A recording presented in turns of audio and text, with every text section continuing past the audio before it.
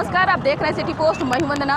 देश में NRC, CA और एनपीआर को लेकर के मानव श्रृंखला बनाई जा रही है, जिसका नेतृत्व वामपंथी दल के महासचिव दीपंकर भट्टाचार्य जी करते हैं। और इसमें महागठबंधन के और भी पार्टी जो है भागीदारी ले रहे हैं। इस वक्त हमारे साथ मौजूद हैं दानिश रिजवान जी, हम पार्टी के प्रवक्ता हैं। सर, क्या कहना चाहते हैं एनआरसी और सीए को लेकर के? इतने बड़े पैमाने पर लोग इसका विरोध कर रहे हैं, क्या कहना चाहते हैं? देखिए, जब देश की आम आवाम पर किसी तरह का जुल्म और सितम ढाया जाता है, काले कानून थोपे जाते हैं, तो जनता सड़कों पर होती है। और आज इस काले कानून के खिलाफ देश की आम आवाम सड़कों पर है। हमारा स्पष्ट मानना है कि पहले देश की आम आवाम की रोजगार की चिंता होनी चाहिए था, आम आवाम के लिए शिक्षा की, स्वास्थ्य की चिंता होनी चाहिए। लेकिन केंद्र की मोदी सरकार को लगता है कि हिंदू मुसलमान के नाम पर काला कानून बना देंगे तो हमारा वोट सेफ हो जाएगा।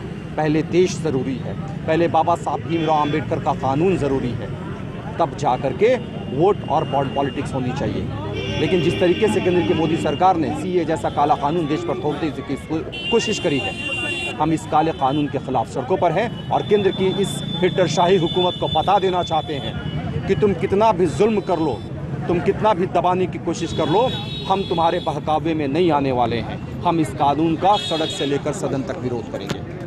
जी, क्या कहना चाहते हैं? क्योंकि देश के मुखिया नीतीश कुमार है, वो भी कह चुके हैं कि सीए लागू नहीं किया जाएगा, तो फिर इतना विरोध आखिर आप लोग क्यों कर रहे हैं? सीए तो लागू हो गया, दोबारा लागू होगा क्या? उन्होंने कहा एनआरसी को लेकर के। देखिए, एक चीज़ बहुत साफ है, अंग्रेजों को भी लगता था सीए कहाँ लागू हुआ है सर? अभी देश में सीए लागू हो गया मैडम। एक्ट बनने का मतलब ही होता है कि लागू हो जाए। पहले वो बिल था और जब लागू हो जाता है तो वो एक्ट हो जाता है। सीए लागू हो गया। एनआरसी के लिए मुख्यमंत्री नीतीश कुमार जी ने बोला है कि बिहार में एनआरसी लागू नहीं होगा। लेकिन मेरा स्पष्ट मानना है कि सीए के सहारे, जैसे जिस तरीके से आपने असम में नागरिकता एनआरसी का जो आपने बनाया है, उसके बाद जो 19 लाख लोगों का नाम काटा है, तो आपने सीए के सहारे तो कुछ लोगों को नागरिकता दे देंगे आप 15-16 लाख को, लेकिन जो बच जाएंगे उनका क्या होगा?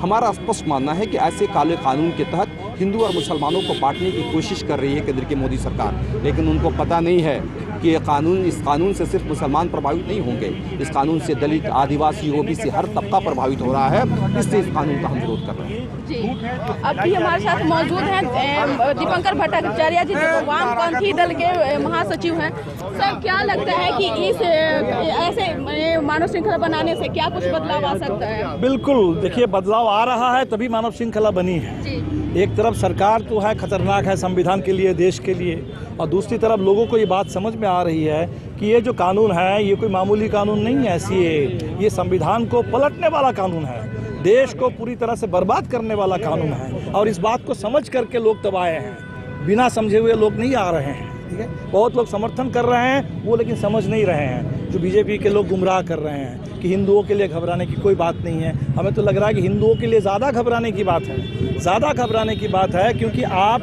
जो कानून ला रहे हैं उस कानून में मुश्किल से 32,000-33,000 लोगों को नागरिकता मिल सकती है।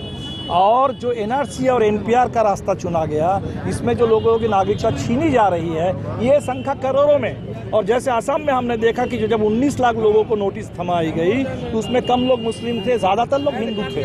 तो इस देश में अगर हिंदू बहुसंख्यक है, अक्सरियत में है, तो एनआरसी से बाहर होने वालों में भी मेजॉरिटी आपकी होगी, हिंदुओं की होगी। तो एक तरफ करोड़ों में लोगों की नागरिकता जाएगी और हजारों में कुछ चंद लोगों को नागरिकता दी जाएगी। लोगों को जो बेवकूफ़ समझा जा रहा है और बनाया जा रहा है कि आपके लिए कोई चिंता की बात नहीं है, मुझे लगता है बहुत चिंता की बात है। और बिहार के लोग जिनकी नागरिकता छट जाएगी एनआरसी से, एनपीआर से, उनको सीए से नागरिकता मिलने वाली नहीं है। क्योंकि सीए बिहार के लोगों के लिए नहीं बनाया गया, वो अफगानिस्तान से आए हुए लोगों के लिए, बांग्लादेश और पाकिस्तान से आए हुए लोगों के लिए बनाया गया।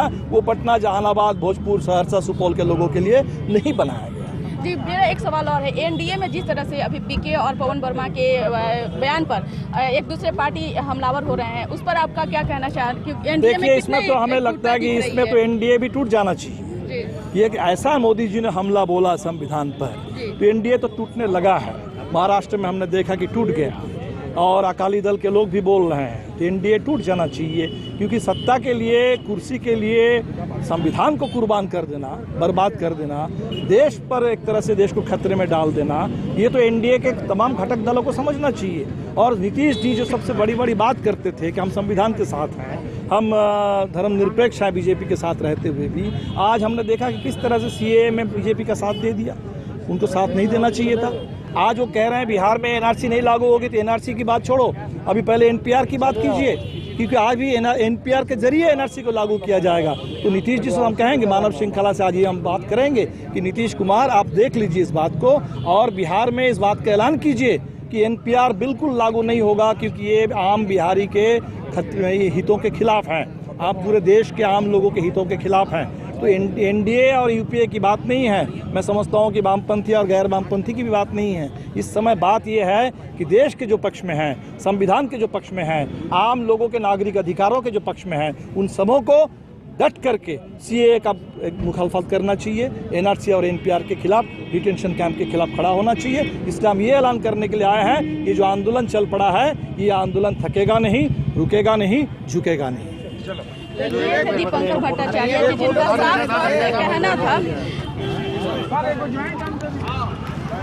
ये थे दीपंकर भट्टाचार्य जिनका साफ तौर से कहना था कि ये हम लोग कोई राजनीतिक खेल नहीं कर रहे हैं, बल्कि देश में संविधान बचाने की बात हो रही है। और देश में जिस तरीके से सीए और एनआरसी को लेकर के लोग विरोध कर रहे हैं, प्रदर्शन कर रहे हैं, मानव श्रृंखला बनाई जा रही है। अब देखना यही होगा कि क्या इस सब जरिए से क्या कुछ बदलाव राजनीतिक मोड़ आने वाले हैं, या फिर क्या कुछ अगला मोड़ आने वाला है, तो हम आपको उससे भी रूबरू कराएंगे। बस इस खबर में इतना ही। अगर आपको हमारा खबर अच्छी लगे, इसे अपने दोस्तों के साथ शेयर करें, हमारे यूट्यूब चैनल को सब्सक्राइब करें, बेल आइकन जरूर दबा दें। आपका सहयोग समर्थन लगातार सिटी पोस्ट को मिल रहा है, इसके लिए बहुत बहुत धन्यवाद। नमस्कार।